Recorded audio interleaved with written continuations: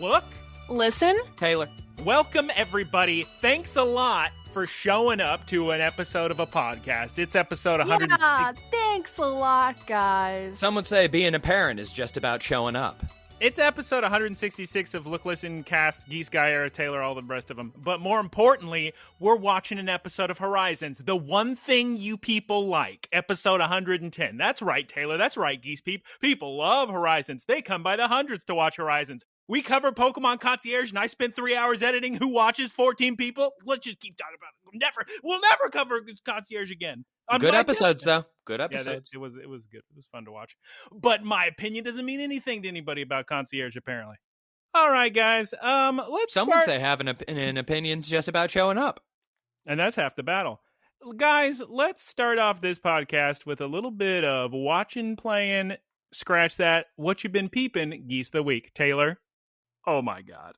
Can we just shout out the film industry for once in our lives that they've realized it doesn't matter the genre of film you're making. Let's make it also wildly hysterical. Oh, shouts out. Thank you, James Gunn. Shouts out to your boy, Paul Thomas Anderson. He's knocking that out of the park with, one battle after another. Oh, was that good? Guys, did I have any hype for this movie at all? Did I watch the previews and go, doesn't look like my kind of movie? But do I love Paul Thomas Anderson films? Who doesn't? Yeses across the board? No, and then followed by a yes. Because it's a fun movie. Leonardo DiCaprio is so unbelievably funny in this movie. This isn't a spoiler. All the ads show that there's like a little time jump, right? So in the beginning, you get a few shots of him and he's super serious or whatever. And then you jump forward like 15 years. And everything that comes out of his mouth is the funniest thing you've ever seen. Just imagine the funniest moments in Once Upon a Time in Hollywood and just crank it up 10 times. So I'm laughing so hard in the theater. Such a good film. Oh.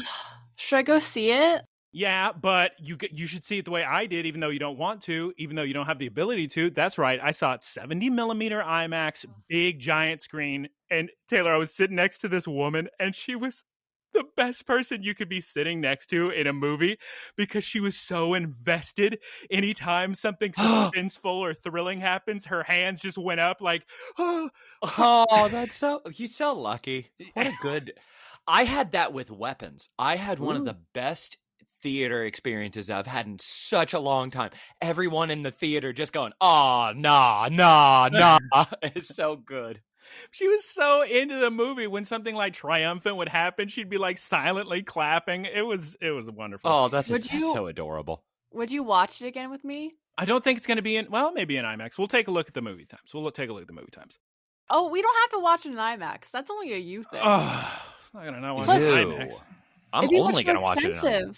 Not for me. I'm AMC A-list. Premiere Plus. Watch it on a Tuesday. Watch it on a Tuesday, Geese. Oh, I have a good strat. It's such a good strat, and I cannot publicly give it. So I'm going to just tease you guys that I have such a good strat. Nice. For getting seats, and it works you take every the time. Cascabella peppers. Exactly. That's a good callback. Shouts out right into looklistncast@gmail.com or leave a comment. Oh, my God. What am I doing? Please like the video and leave a comment, please, and send it to people. God, please. I'm on my hands and knees every week. Okay. We got a lot to get through, but I'm glad that movie was good. Yeah, I was very worried when I saw that preview. I was like, oh, this doesn't look interesting at all. No, it's a very fun film. You're going to be laughing, having a great time.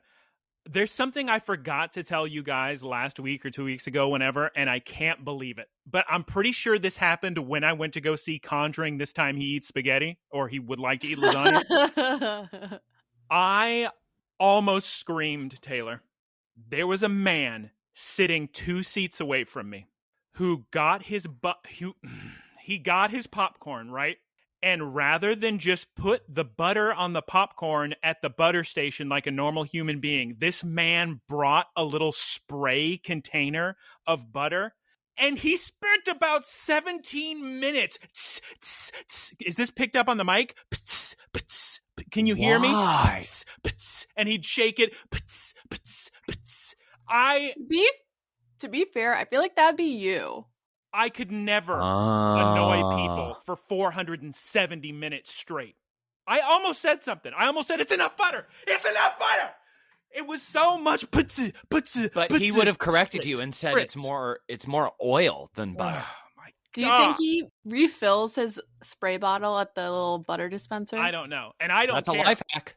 I never want to think about that man again. Taylor, I am going to conclude my Geese of the Week, what I've been peeping, with a shared diatribe with you, a duo tribe, if you will, about the state of life regarding GameStop and Shiny Miraidon and Koraidon codes. Guys, you do not understand the hours, the day, my entire day's gone. Me spent trying to get a gosh darn Shiny Miraidon Koraidon code with my Shiny Living Dex. Thank goodness I was able to get one by showing up before the store opened, and I've never in my life had to wait for a Shiny code card for any distribution. I show up and I say, I just need the Shiny, because of course they released the Shiny code cards in North America the same day a giant Mega Evolution trading card game set comes out. So every single GameStop is full of hundreds of scalpers in line, and they're just handing out the Shiny cards to people who don't own the video game, who are only going to sell this code card online. And that's literally what happened to me. I said, I just need the Shiny code card. And he said, you still have to wait in line with all the scalpers. So I'm at the back of this giant line, and they just start handing out the code cards. I get the second to last code card, and all these scalpers in front of me get one. And of course I can't get two, and I need two from a Shiny Living Dex. So I get one baby card, and I've spent so long, so many days just entering giveaways from people who live in places where there's more code cards. I'm DMing random Japanese people, typing in Japanese and leaving little Japanese voice messages. I've never worked harder for a Pokemon in my life. I even went to GameStop for him. I couldn't get anybody to go for me. I've called GameStops in the most rural places I can find to try to convince a district manager to scratch off a code for me. And nobody in Montana, Iowa, Kansas, Nebraska, Alaska, they're all gone. Nobody has code cards. It's so bad. I was very frustrated. So what I had talked to Michael about actually was these events are just so poorly done, and apparently they've always been poorly done. This is my first time doing one. It's not just a neutral thing. It's not like that's a shame I didn't get it type thing. It's this is making me angry because of how poor this system is. So why even engage at that point? It's horrific. It's so bad. And you only punish the people who care, which are your core audience. Thank goodness the codes expire so quickly. They expire in October. So all these scalpers that are selling them for $70 on eBay, they have to sell them by October something, or the codes become completely worthless.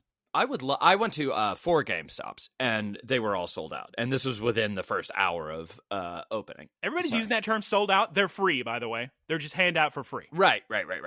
Oh, except there are apparently reports of GameStop employees just pocketing a bunch of them and selling them online, which it's a problem with the distribution. Like, just give it to people via portal.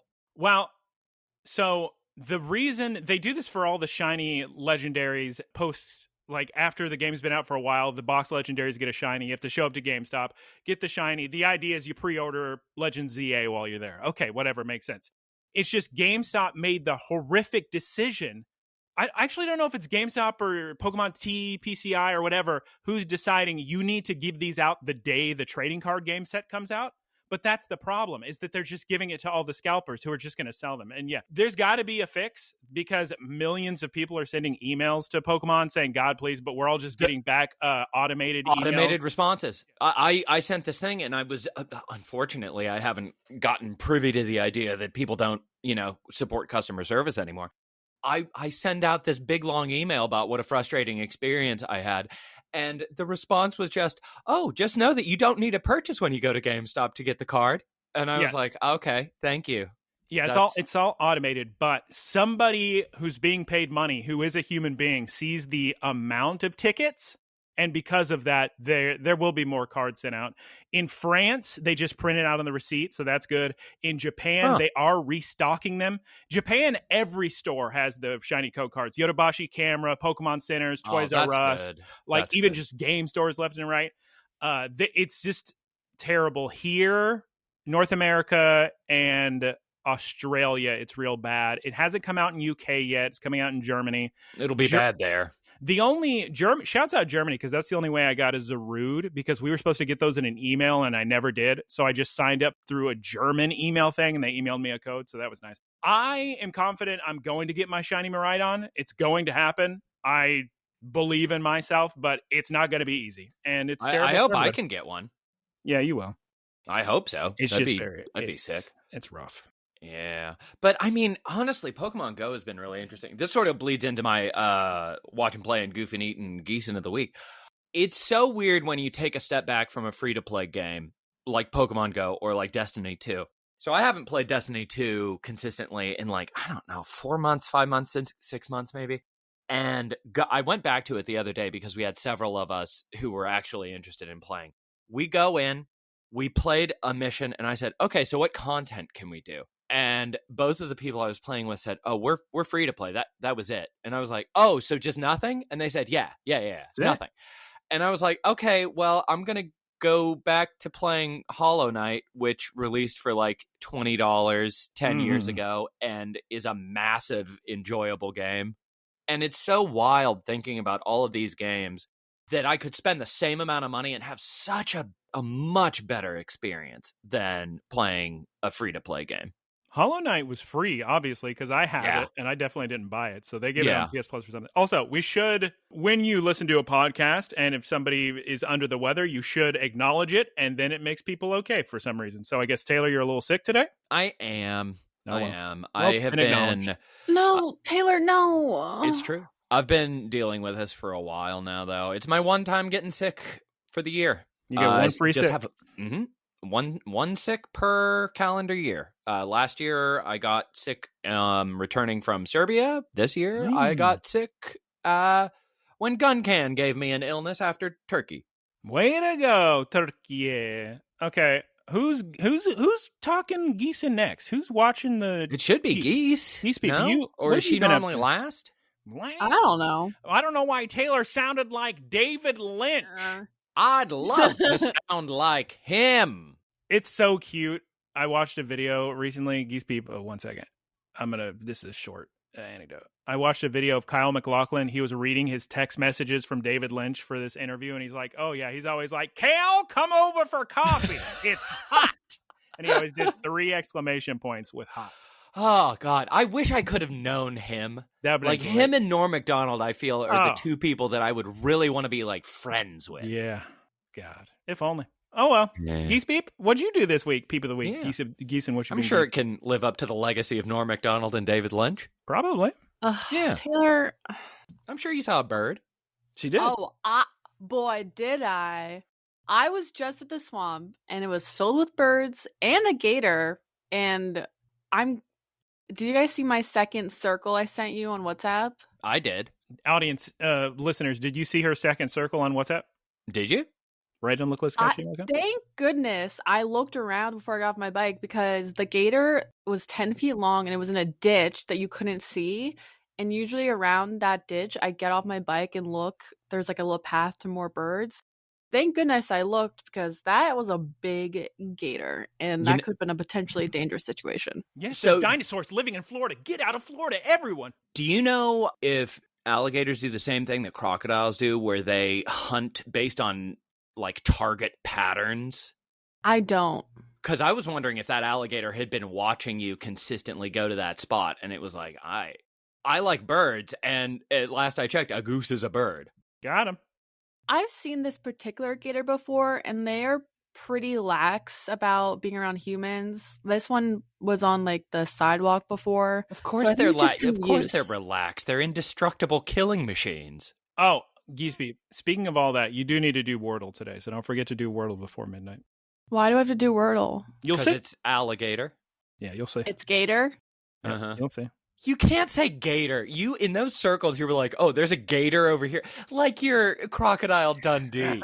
Call it an alligator. Oh, when I was in the swamp hunting gators. Other than swamp, I had some Vietnamese food yesterday. That was good. What kind of Vietnamese food? What was the dish? Was it pho? Just Bon. Was bon. it banh mi? banh mi. Ooh, shouts out to banh mi. She forgot the H And it in came- bon. It came with it was a combo. It came with the milk tea and an egg roll or a spring roll. Spring rolling. And I should not have drank the giant milk tea at 9 p.m. because I was up all night. And honestly, I barely got any sleep. Just agonizing about finding the perfect fake nails. I don't know why I'm obsessed right now with just trying to find some fake nails. You need to talk to Guncan about it because she gets the most wild nail patterns. She recently did one where they got the color on there with a magnet, or they changed it with a magnet, and it looks like some kind of reflective fit. Like I feel like I'm being like distracted, like I'm a predator and I'm being distracted by her nails so I don't attack her or something. That's exactly the type of fake nails I'm looking for. I'm looking for good magnetic fake nails. Does she get the fake nails or does she get them at the salon? She goes to a salon to do them. Okay. Guncan got promoted. Shouts out to her. Shouts out. So she'll be getting way more fake nails in the future. Geese Peep, you played Diablo already? I see a question mark. No, I'm just getting prepared for Diablo. Oh my god. Tell us the story, Geese. Lead us into you owning Diablo. Takes 2 seconds. The full timeline of it. Because I want to hear when you said you were going to play Diablo and when you're actually playing Diablo. Okay, I think the first conversation we had about all playing Diablo was when... Look, I waited until it was on sale with the expansion pass. And Taylor doesn't even have the expansion pass, so I guess it was all for nothing, but... Guncan can sell one fake nail and pay for the expansion pass. No. I would never do that. I can't give, who's in charge of Blizzard? It all just looks like different, like Bobby Kotick with a hat, Bobby Kotick with a fake mustache. Bobby Kotick has been gone for so long, but his memory endures, unfortunately. Just go into your mother's purse and take $20. That would be so funny.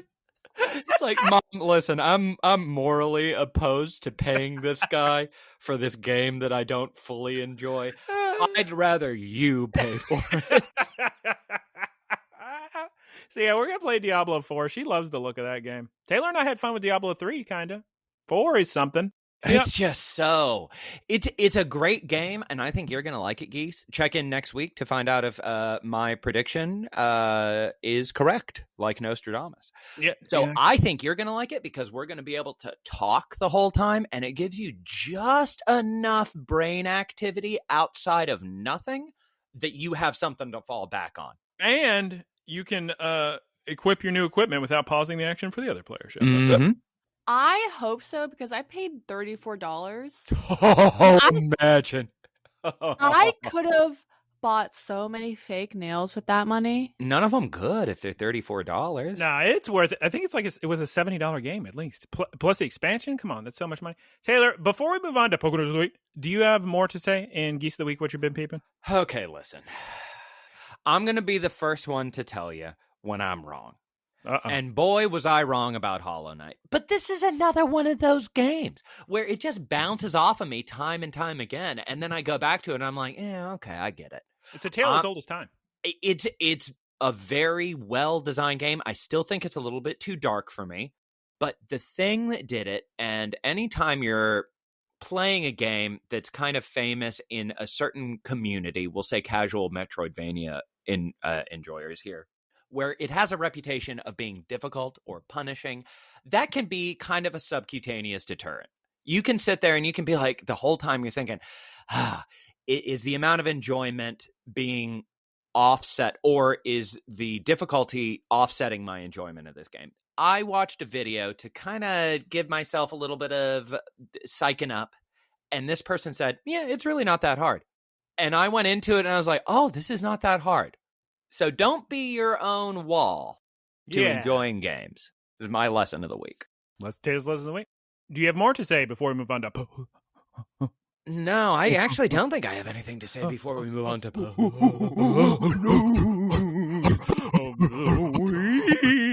What's a ghost? I thought it was a dog. Donkey Kong. Okay, first piece of Poké news this week. This is from Cerebi. I don't even... Just me thinking about these shiny Koraidon and Miraidon codes makes me getting through this Poké news of the week fear. Okay. I get very upset. Like Niantic and Scopely and Pokemon Company, you guys are punishing your fans. Well, okay. Hold on. One thing I have noticed is people blaming the wrong people, and it is kind of funny. Like, all these people, there's a lot of people out there yelling at Game Freak, and Game Freak's just sitting there going, what did I do? I'm in charge of these distributions. Game Freak's just like, I just drew a mouse. We're just developed the game. Okay. First piece of news. Next Pokemon, Scarlet and Violet 7-star raid battles have been announced. Roaring Moon with Dragon Terra-type and Scarlet, Iron Valiant with Fairy Terra-type and Violet. I'm, of course, going to fight both these guys, catch them, get their mightiest mark, 7-star. It'll be a great time. I actually feel super bad for Joe Cerebi this week because every single thing he posts, it's just a million comments about the Shiny Miraidon and Koraidon codes. And they keep saying, why aren't they just mystery gifts? Why aren't they just mystery gifts? And he has to... The poor boy has a problem with he's got to respond to everybody. Even when it's clearly a troll or someone arguing in bad faith or something. He very honestly responds to them. And it's rough business for him. I was going to say that's so good because we can't directly contact anybody involved in the distribution system, GameStop or otherwise. But if they see all of that interaction on Joe Cerebi's account, which they have to follow that, with how much he's cited as a news source and other articles, they have to follow him. That would be our best way of getting feedback. I just wish Joe Cerebi wasn't, punishing himself. Don't let it get to you, Joe. Here's the next piece of Pokemon news. The Pokemon Scarlet and Violet Shiny Koraidon and Miraidon is available at Game Life stores in Italy from today until October 5th. This isn't news. It's a tragedy. Must be nice, Italians. Must be nice. Can you contact your family members from across the pond, Geese Peep, to get us some Shiny Koraidon and Miraidon? I was just about to say, maybe I should message some of my distant cousins. Please do. You have them on your socials? My mom does. Yeah. Okay. Have Mama Peep get a couple codes and ship them to the old glorious United States because I need it. I please.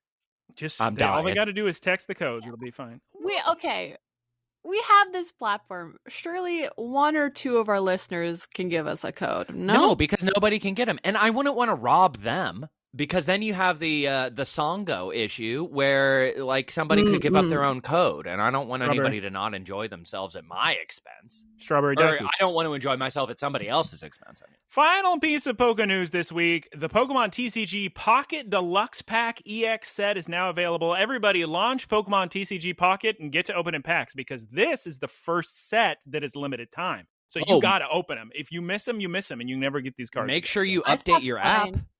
I stopped playing. When did you stop playing? Was it 2 like weeks ago? I stopped playing 2 months ago. Okay, everybody. It's time to move on to a discussion of an episode of Pokemon. Geese Peep, can you please tell us to tell Taylor what happened last time on Pokes? Taylor, can you tell us, please? It was your favorite episode of all time, so you should remember what happened. I remember. It was a very good episode. I'm trying to remember the exact circumstances, and I always goof myself. I know Tinkaton was there. I know she evolved, so... Spoilers. Oh, that's right. Previously on Pokemon, Tinkaton is now Tinkaton. Wow. Geese Peep, can you please tell us this week's episode 110 in English, please? In English. Whoa, okay. The 6 heroes bear their fangs. Or in Japanese,牙を剥く六英雄. Geese Peep, can we get a one-sentence synopsis, please, for this week? Super strong spheres for the semifinale. Wow. Wow. Whoa. Time for an... What? Okay. Whoa. What, Taylor? We start today's episode how we start every episode where we don't have enough footage to fill 20 minutes. It's just a giant recap of last week, which I found. So Geese Peep didn't even need to watch last week, honestly. Got everything you need to know. Did you watch last week, Geese? Of course you did. What score did you give it? Yeah, I want to hear that. Taylor gave it like a 10. It's the best episode of all time, according to him. It was my favorite episode of the show. It was pretty good. Very sick. Okay, so now we're... The battle was unique. Yeah. Official score out of 10, it was very good. I don't know, a 9.7. Oh, very good. Nice. Back to today's episode. Oh my God. It's Liko Royal versus Ruby Tuesday and Indiana Jones. Oh my God. They're laughing at Liko. They can't believe she believed that quote unquote email from Amethio's dad. What are you, an idiot? Spoiler alert. This is going to be a real short summary. Oh, yeah? Oh, yeah. Just a bunch of battles, right? No big deal. I just have to complain before we get to the wrap-up, because I did not like this episode. I did not like it at all. Well, it does come off you just watching your favorite episode. And I knew it. I wonder if I manifested it. If I wrote it on a vision board by saying, we have to have some bad episodes after this. Yeah, I'm sure Geese hated it too, because it's nothing but battles. I didn't get anything out of it. Nothing happened. They just boring battles too. That was the good thing, Geese, about last week, was that the battles were so creative and interesting, and the stakes were interesting. Like, everybody buy time for Tinkaton. Or Tinkatuff, and Tinkatuff's just hammering away at the Corviknight feathers. Oh, it's so sick. Well, and I mean, I'm sure I'll make it entertaining with the power of the written word. It's fun, right? No, the spoken written? No. Okay, so here's the thing about Ult. Ult doesn't mind a trap. Ult's down to fight, and so is Sableye. Did you see how cute Sableye was when he was rear into battle? Oh my God, yes. He's ready to fight. Oh my God, you guys, you're telling me we got the 6 Heroes of Light right here? They're in these trucks, and we're going to surround the kids and open the trucks? And the trucks have the Explorers logo on them? Wow. Time for the theme song. I wish we got to see the truck drivers get out of the trucks and try to scuffle away. like, oh, don't mind me. I wish that we had seen them sitting in the trucks. I wish we could see them trying to angle the trucks correctly and backing up. Oh, wait. No. Them all just standing there looking at the two people on the platform, shouting at the two people in the parking lot, and they're all just staring, trying to figure out when they need to pull up.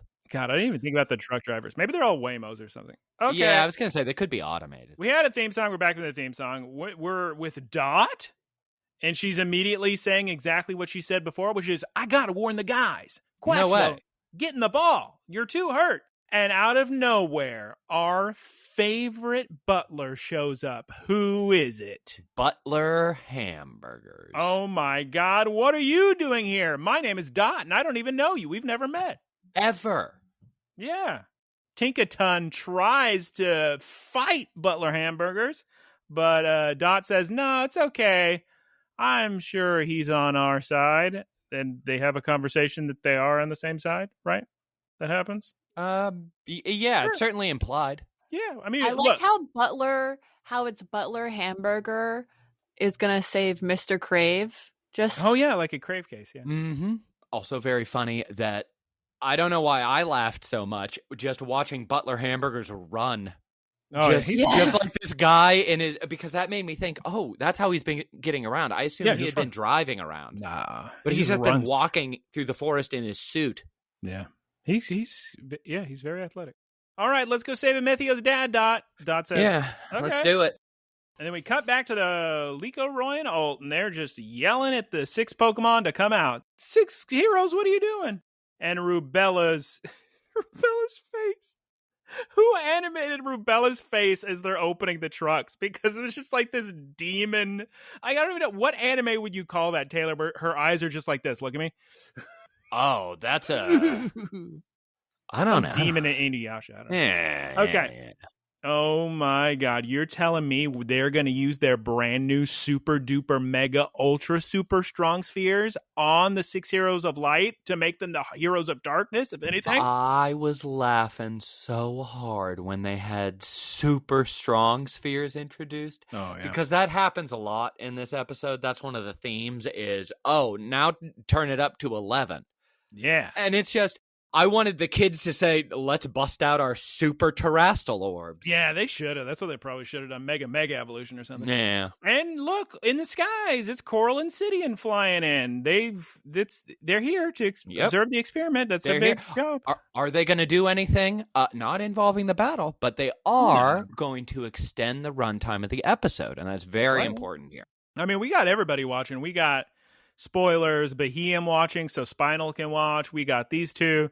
Everybody's just here to watch. I mean, we could have just, I guess, set up like a camera, like a 3-camera setup. But I would love to know what they were watching that they haven't seen before. That's a good. They were observing how the six heroes with the super reacted. It's just weird that this would be the experiment for that. Like, not in a facility, not one at a time, all 6 at once versus Terapagos. Yeah. First time, just that. Honestly, no clinical trials. Just release it to the public. Yeah. So the kids are going to try to reason with the Super Laquium infused heroes, but it's no use. So it looks like, guys, we got to do our favorite thing on the planet, our favorite type of episode. That's right, nothing but a battle. Pogogo-chan transform into Terestal form, and the battle begins. Lapras uses Mist, and we can't see anything, and we got big attacks coming in from Kleavor and Galarian Moltres, and Arboliva's Furious Spew, and so much olive juice. Oh my god, only Kilowattrel could handle this. So with the amount of focus I didn't have to divert to what was going on in the episode, I began to wonder, what do you think the Laquium does to the mind of a Pokemon? Like, does it turn it rabid? Are there parts of it that are still there and it's kind of watching itself do these things? It's like rabies probably, huh? That's kind of what I was thinking. Yeah. Crocalor, hop on to Kilowattrel. Now, here's what I gotta say. Feel however you want about the episode. You can't argue Galarian Moltres is not sick. Now, I used a lot of double negatives, triple negatives in there, but all I'm trying to say, Galarian Moltres looks sick. The Crystal Laquium, super Laquium eyes crystal sick. Kidding me? Yeah, it's basically a 4-star Galarian Moltres. I know. It's always nice when Kilowattrel comes out. We never see that boy. The most underrated member of the team. He comes out, does a 10 out of 10 every single time, and nobody says a word. Yeah. Well, great job, Crocalor. Crocalor, hop on Flamethrower. Great job, Crocalor. Here's my question to the audience and to the animators and the script supervisor. Please write in looklistencast@gmail.com if you wrote this script. How is Meowscarada blocking all of those attacks from Kleavor's sharp axes? Her hands are just like sitting there blocking axes. She's made out of grass, and it's a rock type. Rock's weak to grass, huh? Yeah, Kleavor. Bug rock. Go, Hatchram! Protect Pogogo-chan! Scratch that. Go, Hatchram! Pogogo-chan, protect that girl. I'm actually not too sure what's happening in the episode right now, but Hatchram... I know that Liko just says it's time to turn things around and throws Hatchram out. Yeah. I was thinking, I haven't seen...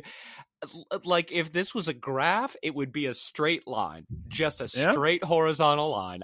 There was no plus or minus from Hatchram entering this. Well, here's what Hatchram does. I am gathering, sort of. She's psychically communicating with Meowscarada when to dodge left and right, because Meowscarada can't see because there's a bunch of Lapras mist everywhere. This concept actually happens a lot in the show Sakamoto Days. You can't just make up a name of an animal. I mean, it's a great anime. It's real sick. I'm counting down your anime minute of the week. Oh, okay. Well, I'm fine with that. So Arboliva is going to spew out some more olive oil, and Kilowattrel and Crocalor are getting hit by it, and Captain Pikachu's yelling. And do you think the truck drivers are scared in their trucks right now? They're probably on lunch, right? Just eating a sandwich, watching from the... They have to. I'm still so curious about what damage a Pokemon can do to things that are not Pokemon. Oh my god, they could kill everything. You never played Legends Arceus? Come on. I didn't. Legends Arceus story is so good because it's back when most people hated and feared Pokemon. Because Pokemon would just go around destroying cities. Oh, that's so sick. But what if they got weaker over time, like wolves into dogs? Exactly. Anyway, we get kind of a cool scene here where Ult runs over to Sableye because Sableye's in trouble, and Captain Pikachu just stares at Ult and says, in perfect English, Ult, you need to get away right now. There's a gouging fire staring you down, could easily eat you. Please leave. God, I'm the only adult around here. Me, Captain Pikachu. Yeah. And then little Sableye tries to go for a throat chop. Doesn't really do anything. In fact, as a matter of fact, it did negative, as Taylor would say, because now Sableye's burned. Exactly. So, bad decision. Maybe try a power gym. Now, I'm doing a lot of defending of this episode. You can't argue the orchestral score isn't sick. It's like the Bayonetta song at the very last level when you got all the religious chorus going, the church music. It's fun. Really? Because I wrote specifically that I didn't think the music matched. I wrote that as well. I said, "Oh, this episode deserved this track." Yeah, it was just a good song. Just close your eyes, listen to the music. You're having a great time, guys. But if you use a song like this, like why not use that song when Tinkaton was getting evolved? I don't think. Yeah. Does she like Cora? Why not do it in a sick moment instead of just battle fatigue the episode? Anyway, the music's very serious. It's very serious business. And here's the thing. The 6 heroes, they're too strong. I don't know what we're going to do. Captain Pikachu's going wild with thunder punches. Double teams. Still no use. All right, we're leaving the kids. Nobody's having fun with this. We cut back to Bot. We cut back to our girl Bot. And Bot the Duttler. And just like Taylor said, she's running after Butler Hamburgers, and he's way too fast. Well, luckily, Amethio's dad's right here, so you don't have to keep walking any further. All we need to do, Dot, is get past this heavily guarded, password-protected door. And I know you're just the hacker that can get through it. How did he know that? He knows all about Dot. You think he doesn't have intel? Oh, yeah, that's a good point. I thought he could have been like an AMD guy. So let's go and open the door. But oh my God, we're interrupted again. Everybody's always interrupted by somebody. This is what we in the business call a French scene, which is the entrance or exit of a character. Chelsea, what are you doing here? I have so many questions about this scene. Boy, me too. Very confused. I think it had to do with it. This has to be cleared up in localization. Okay, here's what I gathered. I'll try my best to explain everything. Okay, all right. Now, here's a forewarning. There's a lot of question marks in my theories here. Okay. So, here's the facts. Chelsea, she's here. I ask myself, oh, great. Are we going to have another battle? And then I write to myself, wait, what? Chelsea's letting Butler Hamburger spy? Is she a double agent? She knew the whole time. She knew the whole time that he was spying. And then Butler Hamburgers calls her sensei? Like she's older than him? Is she ageless? Is she hundreds of years old? I think so. Is that what's happening? Okay, wait. Let me actually explain what they say. So she's like, oh, like blocking them, and Butler Hamburger gets his Pokeball, like, oh, they're gonna fight, but she's like, you can't fight me. If you fight me, you'll risk losing the one, like, insider information for Amethio. Which, that exchange really confused me. I was kind of okay with everything that was going on, and then she was like, oh, if you attack me, you're not going to be able to spy. And I'm like, what does that have to do with it? And then in response, Butler Hamburger is like, you really plan to follow Spinal without reservation? You really have changed Mrs. Sensei Sama. That was a bad translation, but he said sensei, meaning that's his teacher.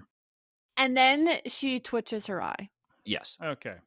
What I wrote is, what's going on? I kind of understand what's going on. My only question would be, okay, so I understand that Chelsea is working with Butler Hamburgers. My only question is that where her loyalties lie? Or is she a triple agent and Spinal is aware that she's working with Hamburgers, but it's all a ruse? I think that she is a quadruple agent and doesn't know that Gibeon died. Well, anyway, Dot and Tinkaton still want to fight, so they're going to have a fight anyway. I was Yes, going to say, she's serving her own goals. Yeah. I think this is such a good thing to talk about. She is playing Spinal, but I don't think she actually has the upper hand. Everybody just knows that everybody else is spying on everybody. Well, let's have a commercial break. We're back from the commercial break, and now Medicham is getting Laqua sphered, and let's go ahead and have a battle, Tinkaton. Thank goodness. Metal Claw, dodge it, brutal swing. God, I just want to play Pokemon ZA right now and not watch this episode. I find it hysterical that Medicham is just letting Tinkaton walk up to all these rocks and logs and hit her hammer towards Medicham's a very efficient fighter in this interaction. Okay, well, doesn't matter anyway because Medicham's so strong, just destroys all these rocks and logs anyway. Still stronger than Tinkaton. Mm-hmm. I will say though, Medicham's Japanese voice so hysterical. Did you hear it go mlem mlem? Geese Peep. Mlem mlem. With that serious face. Well, she.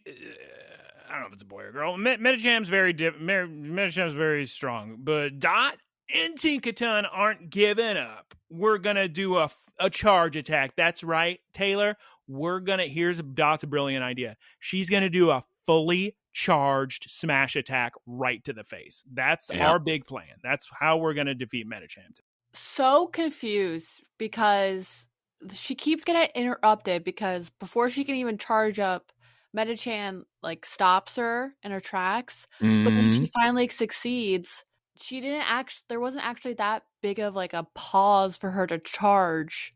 So this episode suffers from something that happens in a lot of films, a lot of like Karate Kid type films where it's you'll watch a big conflict and it'll be like the heroes losing the whole time and then something happens and they're like, oh, I should win. And then they win. Nothing changes. They just win arbitrarily, which is exactly what happens here. Tinkaton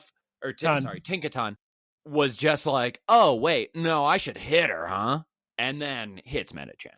Nah, Dot's a girl genius. She's like Jimmy Neutron, but if he were a girl. So she figured out that she was double backquasting, predicting 5D chess that Medicham walked backwards. So now Tinkaton really did learn Gigaton Hammer and defeated Medicham. So that's that. Now, this fight is going to add a full point to the episode for me. Not because it's a good fight, but because Tinkaton is finally using the correct side of the hammer. And it's 160 base power when she does that. So that's great stuff. That's wild. Go, Zatu! Teleport me out of here. I'm Chelsea. Let's leave. Let's blow this popsicle stand. Chelsea-sama. Okay. Now that Chelsea, you got me saying Chelsea. Now that Chelsea disappears, we unfortunately have to go back to the kids with the 6 heroes.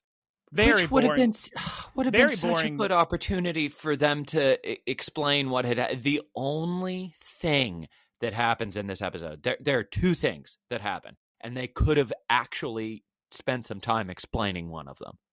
Nah, but I will say, I'm in an abundance of good faces of the kids all going, and they got the shing shing shing, like great little images going, but okay, music's still going hard. Okay, now I was defending the music earlier, but the whiplash when they go back to the kids and the music's still like, yeah, that's something. The whole thing is just very funny because it doesn't, like, the problem with these fights is you don't feel like there are any stakes at all. Which, funny you say that, Taylor. Let me read my next couple lines. Liko doesn't know what to do, but then she has a flashback and realizes we need to get Pagogo-chan to destroy the Laqua. Let's buy him some time. We'll bring out the dream team of Charcadet, Shiny Lucario, and Dragonite. And I say to myself, it is so silly that when faced against super duper Laqua infused super spheres, 6 heroes of light, the kids don't immediately just throw all their Pokeballs out. Why not just catch 100 Tauros and call it a day? No, they can only use 1 each, except Roy, who can use 2. Well, I guess Liko's using 2. Is Alt using 2? What's Alt doing these days? He's using 2, huh? It's Probably. a 6v6. Dragonite. Yeah. Okay, guys, we brought out all our Pokemon. These guys are tough. It's time to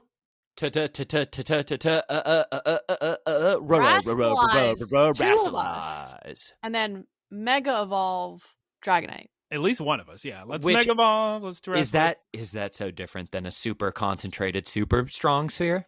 Oh, I good don't question, John. Good question. Very similar, I'd imagine. And now that everybody's super sick, let's play the theme song. Or is it an in-credit song, Geese Peep? You tell me. It's one of them.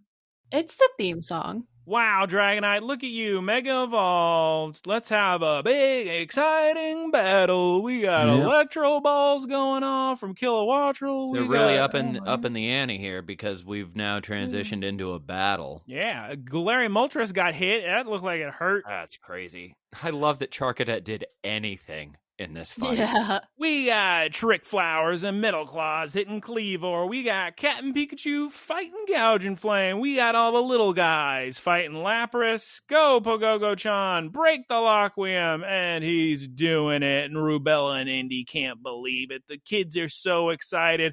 All the 6 heroes have calmed down. Looks like we've, after all, won. But oh my God. Behem, as I mentioned previously, is reporting all this data back to Spinal. No. Yes. And sounds like Spinal is going to take out Pogogo-chan.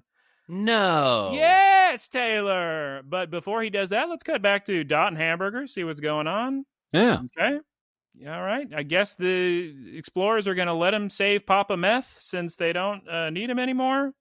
Thank God that Dot is not going to break decorum and ask Butler Hamburgers about Chelsea.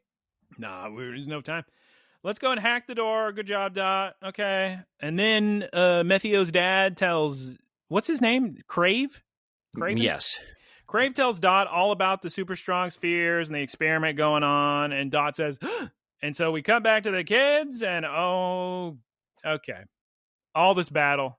Now they're going to use max-powered super sphere Lockwium spheres. So good. Just so good. Just another notch on the bedpost of, well, I guess we just better win now.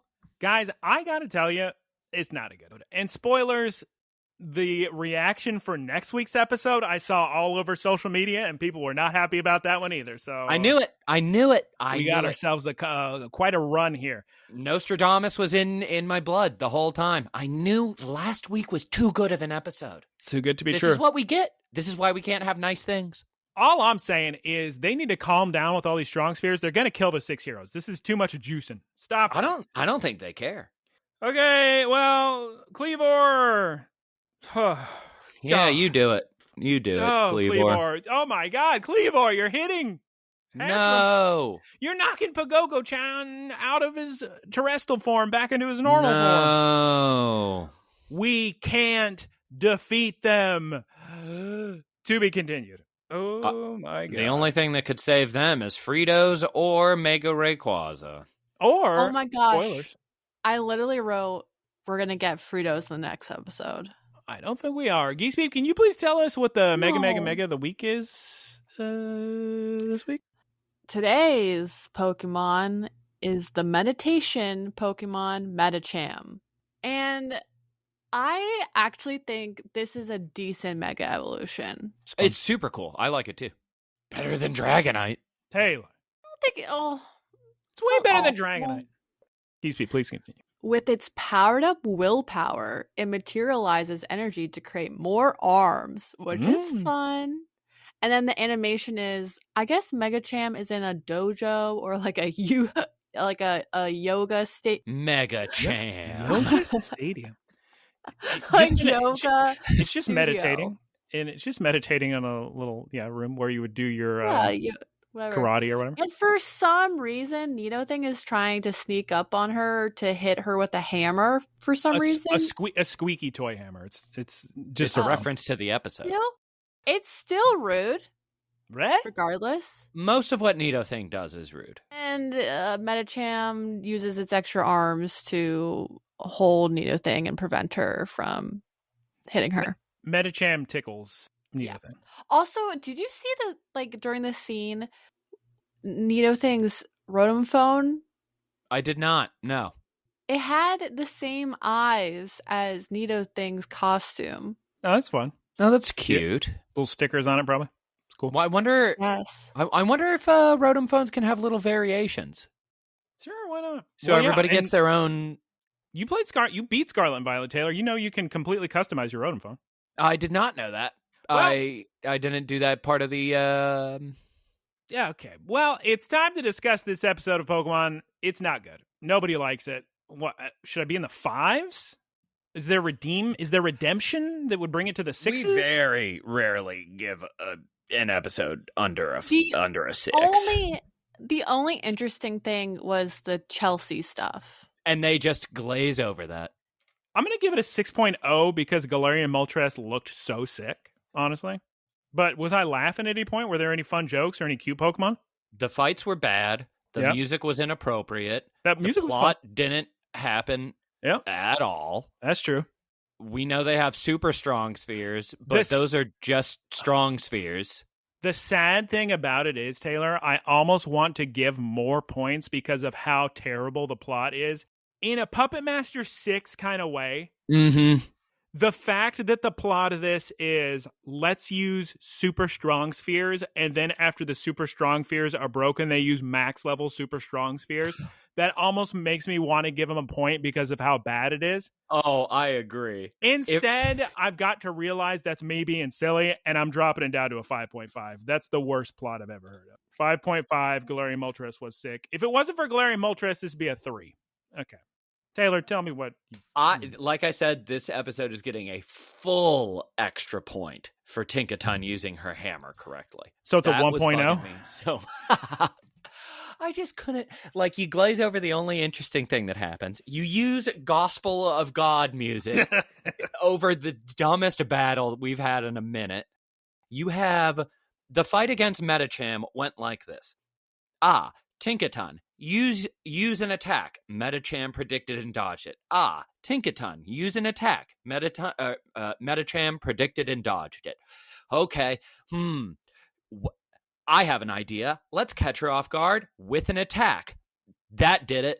And it's just, like, that was the strat for everything. It was the same with the strong spheres, where it's like, okay, now use a win mode. And I just hate that logic. I've always hated that logic. I like the idea of let's change something to win the fight. I'm actually raising my score to a 5.7 because Tinkaton using Gigaton Hammer, which is such a strong move, was very sick. And I'm proud she learned her signature move. 5. They could have just done it in something where it like increased the speed. Or with Gigaton Hammer, it could have made the hammer too big to dodge. Ooh. That would have been sick. And Medicham is freaking out because it's just such a big hammer. That would have been hype. But instead, it just they added a glowing effect to it. Cool, very sick. Okay, full point for using the hammer correctly. I'm giving it a 4.2. Skip this one as quickly as you can. I'm sure next week will just be like the first 5 minutes will just be a recap of this. Oh boy, the bad thing is, to your point from earlier, that would make me want to give it in the 8s. That would be so funny. The animation next episode better be really good because I don't know if you guys noticed, but the animation was not great this episode. No. Oh, yeah? Because they used their entire team crafting the story from last week. God, I forgot to mention. Did I just glaze over it? I know I took a note. There was a point in this episode they just completely reused the animation. And the first 5 minutes of it were just the reused animation of last week. And then in this episode, there was an attack or something that happened. Yeah, it was with Tinkaton. When Tinkaton was fighting, they just reused the same running towards. Okay, I'm lowering my score to 5.6 because you can't just reuse the animation. Next episode. Let's say they recap this episode and include the recap at the beginning of this episode. It's so good. This is the the Shiny Miraidon and Koraidon distribution. Oh yeah, of the Pokemon taking L's all week. Look, we all understand that there must be balance in life. You got a super good video game coming out soon, Pokemon ZA. Everybody's gonna play it and love it. You got to do a couple bad episodes and make everyone cry because they don't have their shine. 100%. You can't have a mountain without a valley. It's a fact of life. Or spend $70 on eBay. for Shiny Miraidon Koraidon. Everybody should just buy those, get the code, and then immediately report and charge back the scalpers is what should That's happen. a good idea. I hate scalpers. Geese Peep, what is your score and thoughts on the episode? Boring. Sad. Oh, Could be better. And not good sad. You like a sad episode. The Stoutland Yeah. episode's one of your favorites. I'm gonna give this a 5.5. Like, Wow. I was so sure, like, oh, this is gonna be the second part of the first step, like the second part to follow up from last week's episode, and then be done. But no, they're drawing this out for 3 episodes. It was a chore watching this. Clearly, they did not have enough of material to do that. No, not at all. They're just stretching. They're looking at their calendar and they're like, okay, so we got the the little flashback set in KALOS to go alongside ZA coming out. Okay, so that's when that's going to go up, and then we got a new season coming out. What do you mean we have 3 extra weeks of episodes to make? Oh, okay, 3 weeks, 3 weeks, 3 weeks, and then just somebody says, "Hey, you guys ever see Puppet Master 6?" I love Puppet Master 6. Taylor, did I not tell you about this? Did I only mention this to Geese Peep? I just recently learned there was a movie that came out before Puppet Master, produced by Charles Band, the Puppet Master guy, called Dolls. I've got to watch it. Really? Yes, I got to watch it. Oh, let's watch that in November. I can't wait that long. Yes, It's time to move on to the wrap-up. Geese Peep, get us out of this terrible episode. I was about to use a swear word, and it would have been funny, but we don't swear in this podcast, so please continue. This is for grandmas. This is a shouts out to them specifically for grandmas. If you got a grandparent, shout them out for me. Shouts out. Thank you, everyone, for listening. You can find us at Look Listen Cast on Spotify, Apple Podcasts, and YouTube. Please like and comment so more people can find us. Thank you to Keith for artwork. You can find him at twitch.tv/KeithSquared. Shouts out to Professor Ticklebits for the website and the boilerplate. That's twitch.tv/prof_ticklebits. Guys, why don't you go ahead and send us a nice fat email to looklistencast@gmail.com. We'll respond to it. Don't worry, we will. Guys, I'd like to personally apologize on behalf of the Horizons team this week, and behalf of GameStop, and behalf of Pokemon Company International. Never apologize for GameStop. Guys, Pokemon's making people sad this week. It's destroying their hearts, and we're just going to have to stay strong, move on. Maybe next week will be good. This is just like the first 8 episodes of the first season of Spartacus, where they really put your heart in the gutter in order to give you that big payoff. Just a couple more weeks and we get ZA and everybody's going to be happy again. Okay, let's forget this week ever happened. Let's go with some goodbyes. Geese Peep, like 5 goodbyes. Taylor, 1 goodbye. Goodbye. Geese Peep, 5 goodbyes. Goodbye. Goodbye. 1 more. 3 more goodbyes. Goodbye. That's probably more than enough. Stop with the goodbyes. Bye. Oh my. Howdy, y'all. It's me, Geese Peep. Thank you for listening to the Geese Peep Productions podcast. Geese Peep Enterprises, doing business as Peep Industries, together with its subsidiaries, is a diversified worldwide entertainment company with operations in media networks, talent management, parks and resorts, multimedia entertainment, and consumer products and interactive media. Geese Peep Enterprises is a Val 30 company.